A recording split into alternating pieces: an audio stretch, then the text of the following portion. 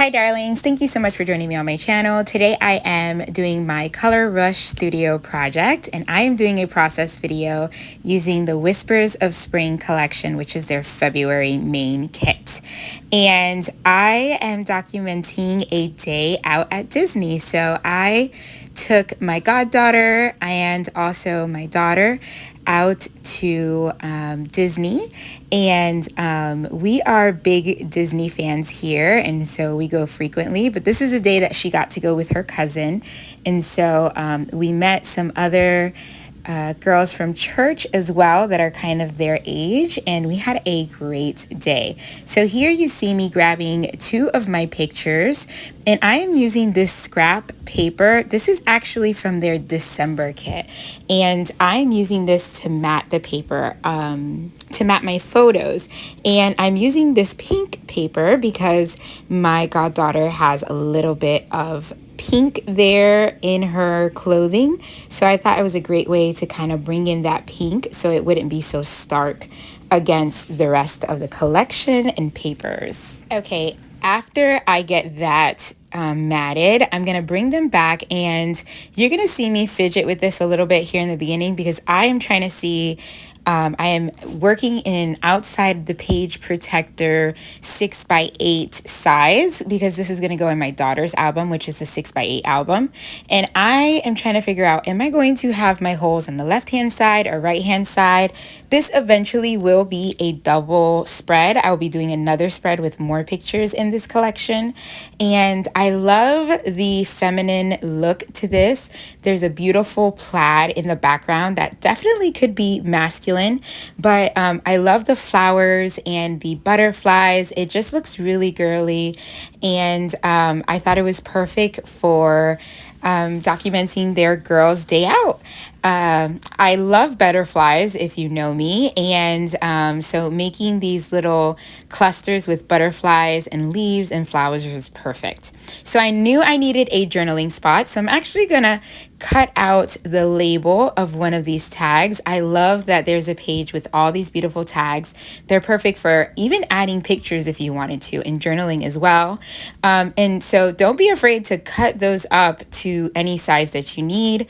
Definitely one of these tags would have been maybe too big to add to this layout specifically, but I made it work for me, which I definitely encourage you to do as well. So as you can see, I knew I needed a third cluster eventually, but I'm trying to figure out my layout right now. So I end up actually cutting down this label a little bit more, and I really love this journaling spot that I end up creating, and it's like the perfect little spot to just add a tidbit of journaling to this page. Okay, so now I'm going to start adhering down my pictures because now I have kind of a feel for exactly where I'm going to have everything. I end up popping up the picture that was on the top left just to add a little bit of dimension, and I knew I wanted to add just elements that would look like they're kind of moving. I didn't want everything to be so flat on my page, so this is going to add a little bit of dimension. And also when I add my butterflies, I actually fold them, and you can't really see them here on video, but I actually fold up the wings, and that just makes it look like they're kind of flying off the page, and I really like that effect. Tucking in some of my elements, that's another reason why pop dotting this was perfect, because it gave me the freedom to tuck in some elements in the background there, and then I can add the butterfly in the foreground. And of course, whenever I am layering on top of the picture, I like to use score tape because I feel like it sits on the picture better. I do print at home now a lot because I'm using my Kodak Doc Era, which has been amazing for printing on the go and just printing at my own leisure. Usually I print at Walgreens, but this has been amazing for me. And then here I am gluing down my second cluster down here at the bottom.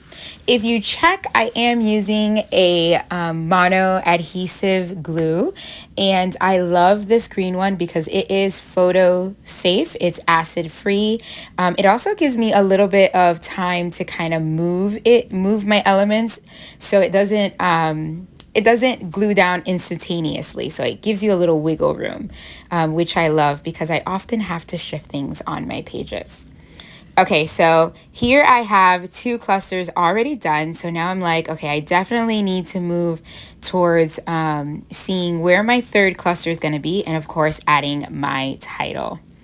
Okay, so I'm going to use these alphas that came with the kit. I love them. They're so cute. They're a smaller size, which is perfect for the 6x8 layout. They're metallic and they have like this rainbow ombre feel, so they all could be different colors. And I had a lot of fun mixing and matching the colors here to create my title. I am not going to make you watch me put together the full title. I definitely wanted to kind of just say that this was a perfect Disney day with her cousin, who is also my goddaughter. This was a beautiful day and she enjoyed herself a lot while we were out at Animal Kingdom. So I love as well that I used a plaid background paper because I just used the lines on that plaid background paper to line up my letters. So that's kind of a hack. If you use a plaid background paper, just use the lines right on there to line up your letters. It definitely made it easier. So I wanted to add a 3rd butterfly just to create that triangle, and I end up putting it right by my goddaughter's face right there, and I think it's really perfect. It kind of mimics a 3rd cluster without adding more things to the page, so I really love that as well. Okay, so now I'm going to use my date stamp and I'll add the date to the bottom part of the little label there. And I tried to see if I could use this pom-pom trim, but the pink was a little bit too light for the pink that is actually featured on this page. But I can't wait to get that pom-pom onto one of my pages, so I'll definitely be using it later on. So I add a little bit of journaling about how I met the girls, and here I'm giving you a quote-unquote last look, but then I think, oh, this is missing some splatters, so I'm gonna grab my mica stain sprays and I'm gonna add some of those blue splatters with this ink, just grabbing the nozzle and adding some ink. And I really love how it has like a shiny sheen, so it matches the alpha as well, which was really perfect. I do go ahead and add some of that mint ribbon to 2 of the clusters, and you can see that right here. I will link below this kit just in case you want to pick it up, and don't forget to use my code for a discount. God bless. Bye.